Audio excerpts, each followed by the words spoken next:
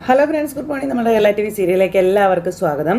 അങ്ങനെ മുത്തശ്ശിയും ദേവയാനിയും കൂടെ സംസാരിച്ചുകൊണ്ടിരിക്കുന്ന സമയത്ത് ആദർശ് തിരിച്ചെത്തുമെന്ന കാര്യം മുത്തശ്ശി ദേവയാനിയോട് പറയുമ്പം എനിക്ക് അത്രയുള്ള വിശ്വാസമൊന്നും തോന്നുന്നില്ലമ്മയെന്ന് ദേവയാനി പറയുക. അപ്പോൾ പക്ഷേ എനിക്കും ആദർശൻ്റെ മുത്തശ്ശനും ആ ആത്മവിശ്വാസം ഉണ്ടെന്ന് മുത്തശ്ശി പറയുമ്പം മുത്തശ്ശനോ എന്ന് ദേവയാനി ചോദിച്ചു. അച്ഛൻ അങ്ങനെ പറഞ്ഞായിരുന്നു എന്ന്. അല്ല, അദ്ദേഹം അങ്ങനെയൊന്നും പറഞ്ഞിട്ടൊന്നുമില്ല.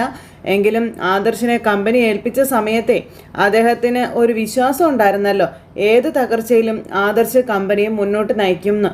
അപ്പോൾ ആ ഒരു വിശ്വാസം ഉണ്ടാവുമല്ലോ. അന്ന് അദ്ദേഹം എന്നോടത് വ്യക്തമായി പറയുകയും ചെയ്തതാണെന്നും സ്വർണത്തിന് തീ പിടിച്ച വിലയായപ്പോൾ പോലും നമ്മുടെ കമ്പനിക്ക് സെയിൽ കുറവുണ്ടായിരുന്നില്ല എന്ന് മുത്തശ്ശി ദേവയാനിയോട് പറയാം. അപ്പോൾ അതൊക്കെ പഴയ കഥയല്ലേ അമ്മേ, ഇപ്പം ഷെയറെല്ലാം ആകെ ഇടിഞ്ഞില്ലേ എന്ന് ദേവയാനി ചോദിക്കുമ്പം എങ്കിലും കമ്പനിയെ ബാധിച്ചിരിക്കുന്ന വിപത്ത് എന്താണെന്ന് ആദർശ് മോൻ കണ്ടെത്തുമെന്നും എൻ്റെ മനസ്സ് എന്നോട് അങ്ങനെ തന്നെയാണ് പറയുന്നതെന്നും മുത്തശ്ശി പറയുക. മുത്തശ്ശന് മുന്നിൽ കൊച്ചുമോൻ വിജയിച്ച് തന്നെ വരുമെന്നും. അത് കേട്ടപ്പോൾ ദേവയാനി ഒന്ന് ചിരിച്ചു. അവസാനം അദ്ദേഹം തന്നെ പറയും, ആദർശായിരുന്നു ശരിയെന്ന്. നോക്കിക്കോ, ആ സമയത്തെ ആദർശിനെ പുറത്താക്കിയതിൻ്റെ പേരിൽ അദ്ദേഹം ഒരുപാട് ദുഃഖിക്കുകയും ചെയ്യുമെന്നൊക്കെ ഇങ്ങനെ പറയുന്ന മുത്തശ്ശിയോട് അങ്ങനെയൊക്കെ എല്ലാം സംഭവിച്ചാൽ മതിയായിരുന്നു അമ്മയെന്ന് ദേവയാനി പറയാം. അമ്മ ഏതായാലും ഈ അച്ചാറൊന്ന് ടേസ്റ്റ് ചെയ്ത് നോക്കാൻ പറഞ്ഞു. അങ്ങനെ അവർ രണ്ടുപേരും കൂടി ഫുഡൊക്കെ ഉണ്ടാക്കിക്കൊണ്ട് ഇങ്ങനെ നിൽക്കുക കേട്ടോ. മരുമകളുടെ മനസ്സറിഞ്ഞ് തന്നെയാണ് അമ്മായിമ്മ അച്ചാറുണ്ടാക്കിയിരിക്കുന്നത്. എരിവും പുളിയൊക്കെ കുറവാണ്, എന്നാലും നല്ല രുചിയുണ്ടെന്ന് മുത്തശ്ശി പറയാം. അത് കഴിഞ്ഞ് പിന്നെ നന്ദുവിനെയാണ് കാണിക്കുന്നത്. നന്ദു ഇങ്ങനെ ഭയങ്കര സങ്കടപ്പെട്ട് അവിടെ ഇരിക്കുമ്പോഴേക്കും അച്ഛനും അമ്മയും കൂടെ അങ്ങോട്ടേക്ക് വന്നു. ഇന്നലെ രാത്രി ഒരുപാട് വൈകി വന്നതുകൊണ്ടാണ് ഞാൻ വിളിച്ചുണർത്താതിരുന്നതെന്ന് പറയുമ്പം എനിക്ക് വേണ്ടി അമ്മയും അച്ഛനും പോകുന്നുണ്ടല്ലോ എന്ന് നന്ദു പറഞ്ഞു. വഴിപാടുകളൊക്കെ നേരത്തെ പറഞ്ഞിരുന്നതാ, അതൊക്കെ കഴിപ്പിക്കണമെന്നും നിനക്ക് വേണ്ടിയും ആദർശനും നയനയ്ക്കും വേണ്ടിയും പ്രാർത്ഥിക്കാനായിട്ടാണ് ഞങ്ങൾ പോകുന്നതെന്ന് പറഞ്ഞു. അപ്പോൾ അവർക്ക് വേണ്ടി പ്രാർത്ഥിച്ചാൽ മതി അച്ഛാ, എനിക്ക് എന്തായാലും എല്ലാ വർഷവും പിറന്നാൾ വരും, ഒരു വയസ്സും കൂടി കൂടും. ഓരോ വയസ്സ് കൂടുമ്പോഴും ഞങ്ങളുടെ ഉള്ളിൽ തീയാണെന്ന് കനക പറഞ്ഞു. ഇപ്പം നിനക്ക് വയസ്സ് 23 കല്യാണം കഴിഞ്ഞൊരു കുട്ടിയാവേണ്ട സമയമായി എന്നൊക്കെ കനക പറയുമ്പം തോട്ടങ്ങി. എന്തിനാമ്മ ഏത് നേരം ഇങ്ങനെ കല്യാണത്തെ പറ്റിയൊക്കെ ചിന്തിക്കുന്നതെന്ന് ചോദിച്ചു നന്ദു. ഇന്ന് കേക്ക് മുറിക്കണ്ടേ മോളെ? അപ്പോൾ എന്തിനാ അതൊക്കെ അച്ഛാ? അതിൻ്റെ ആവശ്യമൊന്നുമില്ല. എല്ലാ വർഷവും കേക്കുമായിട്ട് വരുന്ന നയനേച്ച ഇത്തവണ ചേച്ചി വിളിച്ചപ്പോൾ വേണ്ടാന്ന് ഞാൻ പറഞ്ഞതാണെന്നും ആഘോഷങ്ങളൊന്നും തൽക്കാലം വേണ്ടച്ചാന്ന് നന്ദു പറഞ്ഞു. അതുകൊണ്ട് അമ്പലത്തിൽ പായസം കഴിപ്പിച്ചാൽ മതിയെന്ന് ഞങ്ങൾ കരുതിയതെന്ന് കനക പറയുകയും ചെയ്തു. പിന്നെ എല്ലാ വർഷവും നടത്തുന്ന ചടങ്ങ് നടത്തേണ്ടത് വേണോ വേണ്ടയോ എന്നൊക്കെ പറയേണ്ടത് നീ തന്നെയല്ലേ എന്നൊക്കെ ഇങ്ങനെ പറയുമ്പോൾ ഞാൻ നേരത്തെ തന്നെ പറഞ്ഞല്ലോ, കേക്ക് മുറിക്കലും ആഘോഷവും കാര്യങ്ങളൊന്നും വേണ്ടത്. അപ്പോൾ ഡ്യൂട്ടിക്ക് പോകുന്ന സമയത്താണെങ്കിലൊന്ന് അമ്പലത്തിൽ കയറാൻ നോക്കാൻ പറഞ്ഞു. അപ്പോൾ ഇന്ന് കുറച്ച് വൈകിയേ പോകുന്നുള്ളൂ എന്ന് പറയുമ്പം ഇനിയിപ്പോൾ എന്തായാലും അടഞ്ഞ നടയിലേക്ക് നോക്കി പ്രാർത്ഥിക്കാനൊന്നും നിൽക്കണ്ട, ഇനി വൈകുന്നേരം പോയാൽ മതിയെന്ന് കനക. ഇപ്പം ഞങ്ങൾ പോയിട്ട് വരാമെന്ന് പറഞ്ഞുകൊണ്ട് അവരങ്ങ് പോകുന്നു. അവർ പോയ സമയം കൊണ്ട് നന്ദു ഫോൺ എടുത്ത് നമ്മുടെ അനിയെ വിളിക്കുക. അനിയാണെങ്കിൽ നല്ല ഉറക്കം. അപ്പോഴാണ് നമ്മുടെ ജാനകി അങ്ങോട്ടേക്ക് ചെല്ലുന്നത്. അവൻ്റെ ഉറക്കം കണ്ടോ എന്നും പറഞ്ഞുകൊണ്ട് ചെല്ലുമ്പോൾ നന്ദുവിൻ്റെ ഫോൺ വന്ന് റിങ് ചെയ്തുകൊണ്ടേ ഇരിക്കുകയാണ്. അപ്പം നന്ദുവിൻ്റെ കോള് കണ്ടാണ് ജാനകി വന്ന് ഇത് നോക്കുന്നത്. ജാനകി ഇത് കണ്ടപ്പോൾ കൊലി കയറി ഇങ്ങനെ നിൽക്കുവാണേ. അപ്പോൾ അങ്ങനെ അനന്തു എന്നുള്ളൊരു ഇതിലാണ് സേവ് ചെയ്തിട്ടിരിക്കുന്നത്. അപ്പോഴത്തേക്കും ഫോൺ എടുത്തത് വേറെ ആരുമല്ല, നമ്മുടെ ജാനകി. ജാനകി എടാ എഴുന്നേക്കടാ എന്നും പറഞ്ഞുകൊണ്ട് ഇങ്ങനെ നമ്മുടെ ജാനകി അനിയെ തട്ടി വിളിക്കും. എന്താ അമ്മേ, ഇതെല്ലാ ദിവസവും ഒരു പതിവായല്ലോ എന്നും പറഞ്ഞുകൊണ്ട് അനി ഇങ്ങനെ അമ്മയോട് ഉറക്കം തെളിയുന്നതിന് മുന്നേ എന്തിനാ അമ്മേനെ ഇങ്ങനെ വിളിക്കുന്നത്? അപ്പോൾ ഉറക്കം തെളിയിക്കാനാണ് ഞാൻ ചൂട് ചായയായിട്ട് വന്നിരിക്കുന്നത്. അത് കുടിച്ച് കഴിയുമ്പോൾ ഉറക്കം അങ്ങ് പോയിക്കോളൂ എന്ന് പറഞ്ഞു. ആ സമയത്ത് പെട്ടെന്ന് വീണ്ടും നന്ദു ഫോണിൽ പിന്നെയും വിളിക്കുക. ആ സമയത്ത് വീണ്ടും കോള് വരുന്നു. കോള് കണ്ടു കഴിഞ്ഞപ്പോഴത്തേക്കും ഇങ്ങനെ വീണ്ടും വിളിക്കുന്നടാ, ആരാടാ ഈ അനന്തു എന്ന് ചോദിച്ചു കേട്ടോ. അപ്പോഴേക്കും അയ്യോ അതൊരു വിവാഹ പാർട്ടിയാണെന്ന് പറഞ്ഞു. ഇതൊക്കെ എടുക്കണ്ടേടാ, അവരോട് സംസാരിക്കണ്ടേ എന്നൊക്കെ ചോദിക്കുമ്പം ഞാൻ അങ്ങോട്ട് വിളിച്ചോളാം അമ്മ, ഇപ്പം അത് കട്ട് ചെയ്തേക്കാൻ പറഞ്ഞു. എടാ കസ്റ്റമേഴ്സൊക്കെ വിളിക്കുമ്പോൾ അങ്ങനെ കട്ട് ചെയ്യുന്നത് ശരിയാണോ എന്ന് ചോദിച്ചു. ഈ സമയത്ത് അനി അത് കട്ട് ചെയ്തു. അന്നേരം അച്ഛനും മുത്തശ്ശനും വലിയച്ഛനും ഒക്കെ വലിയ പ്രതീക്ഷയോടെയാണ് നിന്നെ ഒരു സ്ഥാനത്ത് പിടിച്ചിരുത്തിയിരിക്കുന്നത്. അതിൻ്റെ ഒരു ആത്മാർത്ഥത പോലും നിൻ്റെ പ്രവൃത്തിയിൽ ഇല്ലല്ലോടാന്നൊക്കെ പറഞ്ഞ് ആദർശാണെങ്കിൽ എത്ര വൈകി കിടന്നാലും വർക്കിംഗ് ഡേ ഉണ്ടല്ലോ, കൃത്യം 6 മണിക്ക് തന്നെ എഴുന്നേക്കുമെന്നൊക്കെ പറയുമ്പം ആദർശേട്ടനല്ല ഞാൻ, അതുകൊണ്ട് അമ്മ ഞാൻ പറഞ്ഞതാ ഈ മുൾക്കിരീടം എനിക്ക് വേണ്ടാന്ന്. നീ എന്നോട് ചൂടാകാതെ വേഗം ചായ കുടിക്കാൻ നോക്കാൻ പറഞ്ഞു ജാനകി. ഞാൻ കുടിച്ചോളാം അമ്മ പോയേ എന്ന് പറഞ്ഞുകൊണ്ട് അനി ഇങ്ങനെ ജാനകിയെ ദേഷ്യപ്പെട്ട് അവിടെ നിന്ന് പറഞ്ഞു വിട്ടു. അപ്പോൾ അനി ഇങ്ങനെ ഭയങ്കരമായിട്ട് സങ്കടപ്പെട്ടിരിക്കും. അപ്പോൾ ജാനകി ഒന്നുകൂടെ അനിയെ ഇങ്ങനെ നോക്കുക കേട്ടോ. അനിയെ നോക്കിയിട്ട് വീണ്ടും അനിയുടെ അടുത്തേക്ക് വന്നു. എടാ ഈ അനന്തു എന്ന് പറയുന്നത് നന്ദു ഒന്നും അല്ലല്ലോ അല്ലേ എന്ന് ജാനകി ചോദിക്കുക. നിൻ്റെ മുഖം കണ്ടിട്ട് എനിക്ക് അങ്ങനെയാണല്ലോ തോന്നുന്നത്. എൻ്റെ പൊന്നമ്മ അങ്ങനെ ഒരു സംശയം ഉണ്ടെങ്കിൽ അമ്മ അങ്ങോട്ട് വിളിച്ച് ചോദിക്കാൻ പറഞ്ഞു. അപ്പോൾ മറുതൽക്കലെ ശബ്ദം കേൾക്കുമ്പോൾ അമ്മയ്ക്ക് അറിയാലോ വിളിച്ചത് നന്ദു ആണോ അല്ലയോ എന്നൊക്കെ. അല്ലെങ്കിലും അവളെന്തിനാ എന്നെ വിളിക്കുന്നതെന്ന് ചോദിച്ചു. അവളും നീയായിട്ട് ഇടയ്ക്കിടയ്ക്ക് കാണുന്നുണ്ടെന്നും സംസാരിക്കുന്നുണ്ടെന്നൊക്കെ അഭിയും അവൻ്റെ അമ്മയൊക്കെ പറയുന്നതെന്ന് പറയുമ്പം സത്യം മാത്രം പറയുന്ന നാവാണല്ലോ പിന്നെ രണ്ടിൻ്റെയും. അമ്മയെ കേട്ടതൊക്കെ അങ്ങ് വിശ്വസിച്ചോ എന്ന് അനിയ നേരം പറഞ്ഞു. എന്തായാലും അമ്മ വെറുതെ നേരം മൂട് കളയാതെ പോകാൻ നോക്കാൻ പറഞ്ഞു.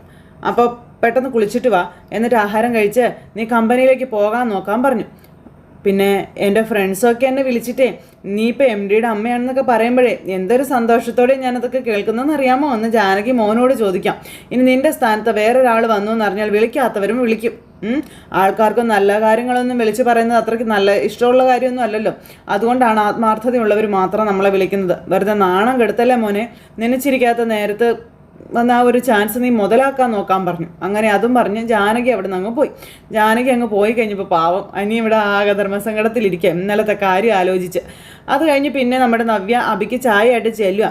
എടാ ഇന്നലെ നീ പറഞ്ഞ സംശയം ശരിയാണെന്ന് എനിക്ക് തോന്നുന്നു. ഇപ്പം നിൻ്റെ അമ്മായി പറയുന്നത് കേട്ടു അനി ഇന്നലെ രാത്രി വന്നപ്പോൾ 1 മണി കഴിഞ്ഞെന്ന്. അപ്പോൾ അത് കേട്ടപ്പം ഞാൻ പറഞ്ഞോ അതുകൊണ്ടാണ് ഞാൻ നിന്നോട് പറഞ്ഞത് നിൻ്റെ വീട്ടിലേക്കൊന്ന് വിളിച്ച് ചോദിക്കാനായിട്ട്. നീ അത് ചെയ്തോന്ന് ചോദിച്ചേ.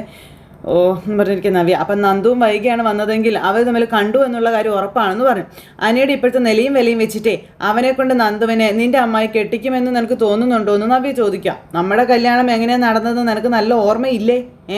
കല്യാണം കഴിഞ്ഞിട്ട് ആരും അത് അറിഞ്ഞതുപോലും ഇല്ലാന്നും പിന്നെ കുറച്ച് ദിവസം കഴിഞ്ഞാണ് നീ പ്രത്യക്ഷപ്പെട്ടത് തന്നെ. അറിയാവല്ലോ, കാലമേ ഒരുപാട് മാറിപ്പോയി നവ്യേ. ഓരോ വർഷം കഴിയും തോറും ആണിൻ്റെയും പെണ്ണിൻ്റെയും ചിന്താഗതിയൊക്കെ മറിഞ്ഞുകൊണ്ടിരിക്കുകയാണെന്ന കാര്യമൊക്കെ ഇങ്ങനെ അഭി പറയുക. കല്യാണം കഴിക്കാതെ ഒന്നിച്ച് താമസിക്കുന്നതാണ് ഇപ്പോഴത്തെ രീതി. അതൊക്കെ നിനക്ക് അറിയാവുന്നതാണല്ലോ.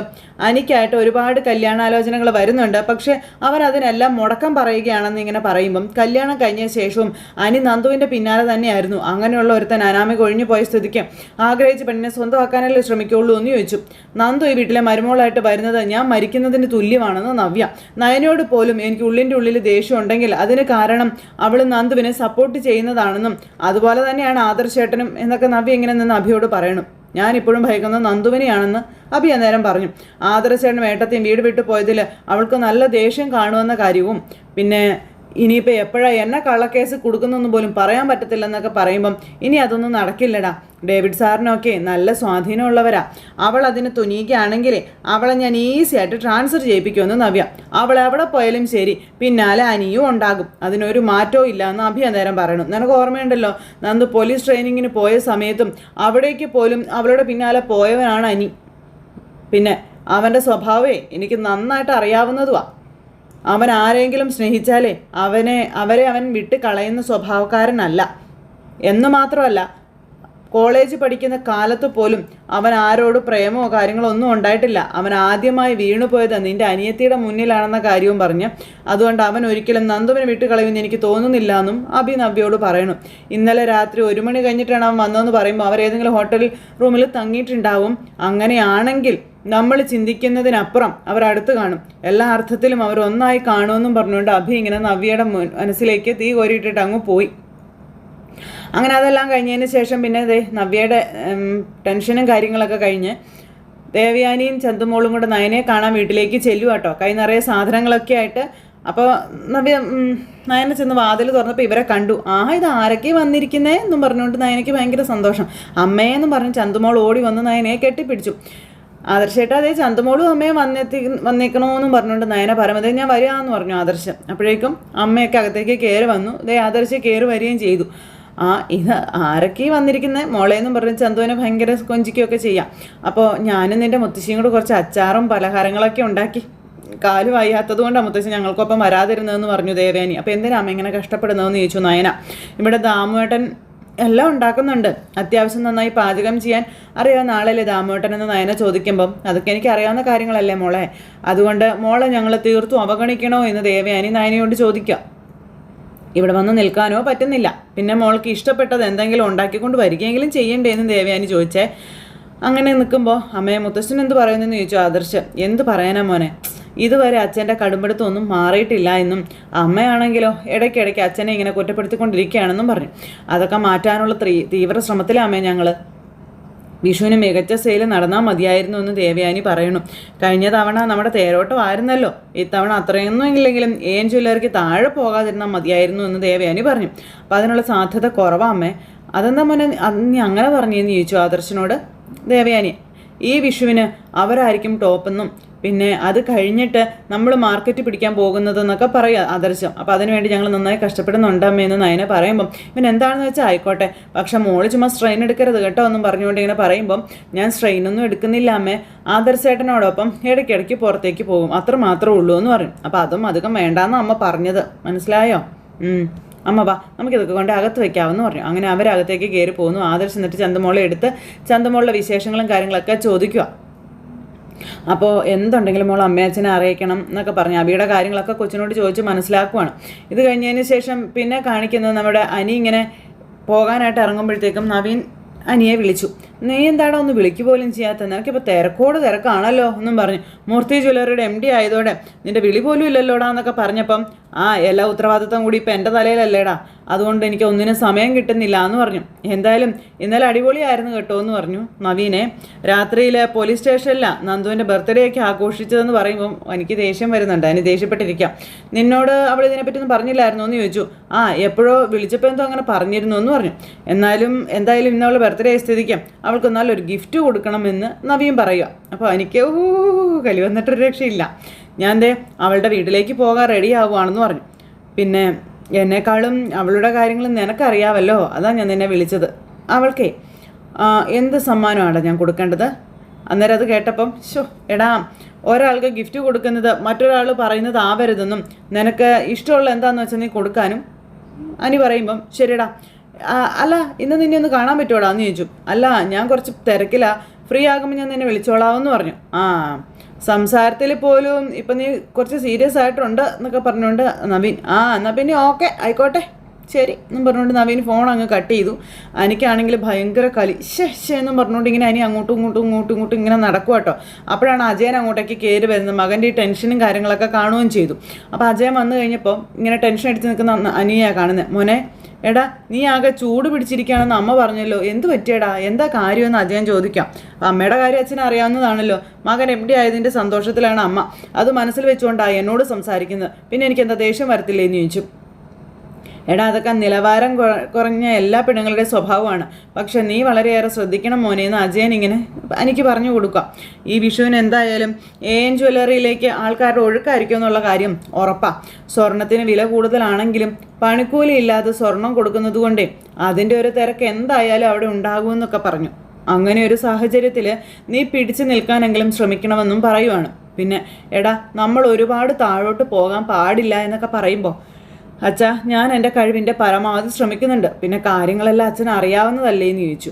ഇത്തരം സാഹചര്യങ്ങളിൽ തന്ത്രങ്ങളും മെനയാനെ ആദർശേട്ടനോളം മിടുക്ക് എനിക്കെന്നല്ല മറ്റൊരാൾക്കും ഇല്ല എന്നൊക്കെ അനി ഇങ്ങനെ അച്ഛനോട് പറഞ്ഞു കൊടുക്കുക.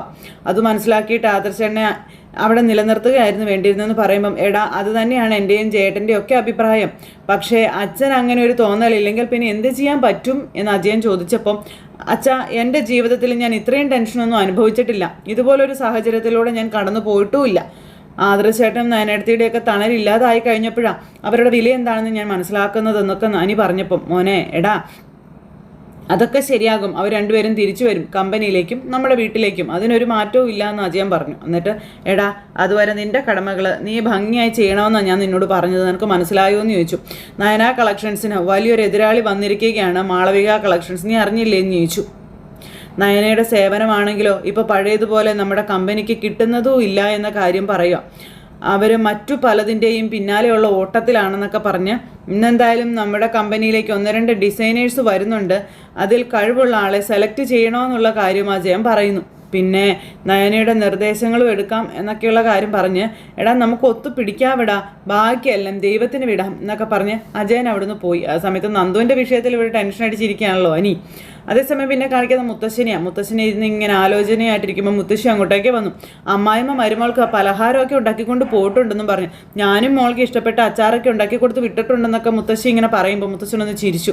അച്ചാറൊക്കെ ഉണ്ടാക്കുമ്പോൾ സൂക്ഷിക്കണം കേട്ടോ, എരിവും ഉപ്പും ഒന്നും കൂടുതൽ ചേർക്കാൻ പാടില്ല എന്ന് മുത്തശ്ശൻ പറഞ്ഞപ്പം മുത്തശ്ശി ഒന്ന് ചിരിച്ചു. ഒന്നിലധികം പ്രസവിച്ച ഒരാളാണ് ഞാൻ, അതുകൊണ്ട് എനിക്കറിയാം എത്രയൊക്കെ ചേർക്കണമെന്നൊക്കെ പറഞ്ഞ് മുത്തശ്ശി ഇങ്ങനെ മുത്തശ്ശനോട്. അതെ ജയനും അജയനും ഒക്കെ എൻ്റെ വയറ്റിലുണ്ടായിരുന്ന സമയത്തെ എനിക്ക് ഇദ്ദേഹം ഒരു വീട്ടിലുണ്ടാക്കുന്ന പലഹാരം എത്തിച്ച് തരുമായിരുന്നല്ലോ. അപ്പോൾ അത് പാരമ്പര്യമായിട്ട് അവർ പലഹാരം ഉണ്ടാക്കുന്നവരായിരുന്നു. അപ്പോൾ ദേവേനയും ജാനകിയൊക്കെ ഗർഭിണികളായിരുന്ന സമയത്ത് ആ വീട്ടുകാരുണ്ടാക്കിയ പലഹാരം ഒരുപാട് കഴിച്ചിട്ടുണ്ടെന്നൊക്കെ പറഞ്ഞു. എന്താ നയനമോൾക്കും അവരുടെ സേവനം വേണമെന്നാണോന്നും ചോദിക്കുമ്പം ആ വേണമെന്ന് മുത്തശ്ശി പറഞ്ഞു.